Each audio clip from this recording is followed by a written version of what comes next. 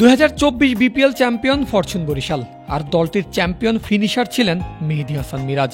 একাধিক ম্যাচে ব্যাটিং অর্ডারে প্রমোশন পেলেও মিরাজ তার জাত চিনিয়েছিলেন 7 নম্বরেই। 7 বলে 15, 15 বলে 31, 6 বলে 15, 16 বলে 35-এর মতো কম বলে ডাবলেরও বেশি রানের ইনিংসগুলো খেলেছেন মিরাজ।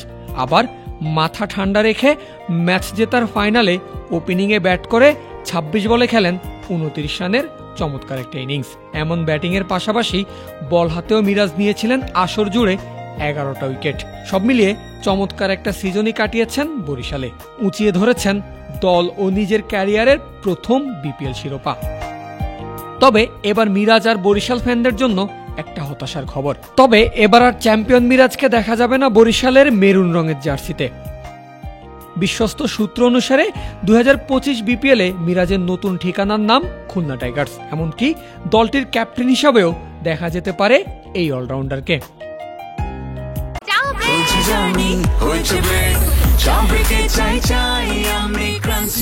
যে কোনো চা ব্রেকে বিস ক্লাব ড্রাই কেক, চায়ের সাথে আয়েশ।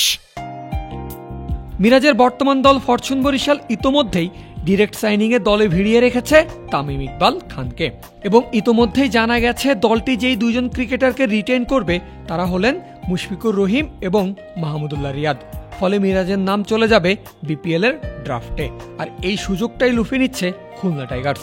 মেহেদী হাসান মিরাজকে খুলনা দলে ভেড়াচ্ছে ডিরেক্ট সাইনিংয়ে। মিরাজের সাথে খুলনার সম্পর্কটাও বেশ পুরনো। এর আগে 2020 বিপিএলও টাইগার্সদের জার্সিতে খেলেছিলেন এই অলরাউন্ডার। খুলনা মিরাজ রিইউনাইটেড হওয়ার পাশাপাশি টাইগার্সদের কাপ্তানির ভারও পড়তে পারে মিরাজের কাঁধেই। কারণ গত আসরে খুলনার অধিনায়কত্ব করা এনামুল হক বিজয়কে ডিরেক্ট সাইনিং কিংবা রিটেনের মাধ্যমে রেখে দেওয়ার ব্যাপারে রয়েছে যথেষ্ট ধোঁয়াশা। তবে গুঞ্জন আছে আসছে আসরের জন্য খুলনার রিটেইন করা খেলোয়াড় হবেন আফিফ হোসেন।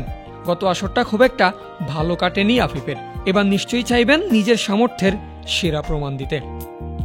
অন্যদিকে ব্যাটে বলে মিরাজের পারফরমেন্স কিংবা মাঠে তার ক্যাপ্টেন্সি দুটোই বহুল প্রশংসিত। ফলে মিরাজও নেতৃত্ব এবং ব্যাটে বলে নিজের সেরাটা দিয়ে চাইবেন এখন অবধি কোনো শিরোপা না জেতা খুলনা টাইগার্সকে ভালো কিছু উপহার দেওয়ার।